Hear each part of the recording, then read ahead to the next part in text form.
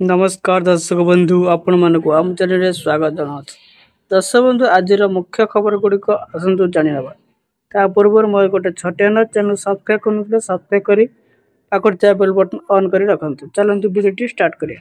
राज्यर सरकारी कर्मचारी को मुख्यमंत्री दीपावली भेटी बढ़ला महंगा भत्ता 3% महंगा भत्ता वृद्धि कर राज्य सरकार 55% महंगा भत्ता 3% को बढ़ी 58% है।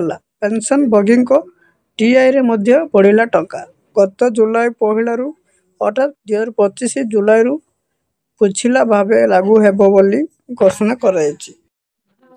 वर्धित महंगा भत्ता अक्टोबर मास दरमार नगद आकार में मिल 8.5 लाख कर्मचारी एवं पेंशन भोगी सरकार निष्पत्ति उपकृत हेबे। पूर्व दुर्गा पूजा 2% बढ़ी दीपावली बढ़ 3%। दीपावली को मिसाई मोट 5% बढ़ला महंगा भत्ता।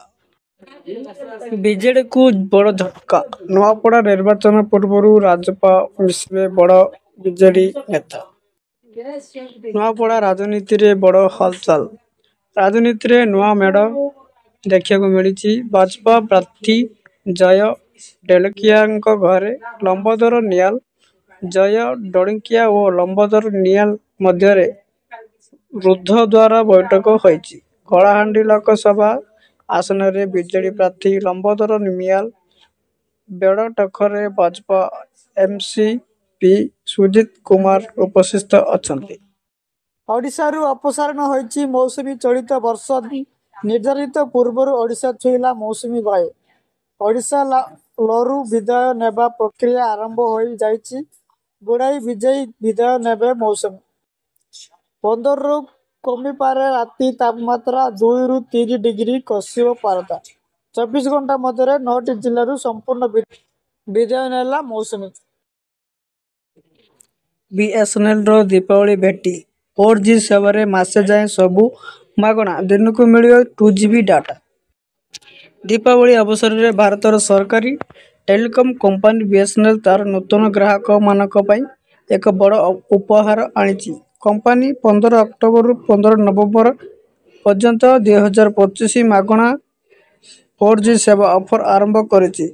एही ऑफर पई ग्राहकों को देबाकू पड़िबो मात्र 1 टंका। 1 टंका दे पूरा मासे 4G सेवा पाई परिबे ग्राहक माने। ईपीएफओ कला बड़े परिवर्तन चाकरी छाड़िया पर 2 मास नुहे 12 मास पर काढ़ी पारिबे पीएफ रो पूरा टंका।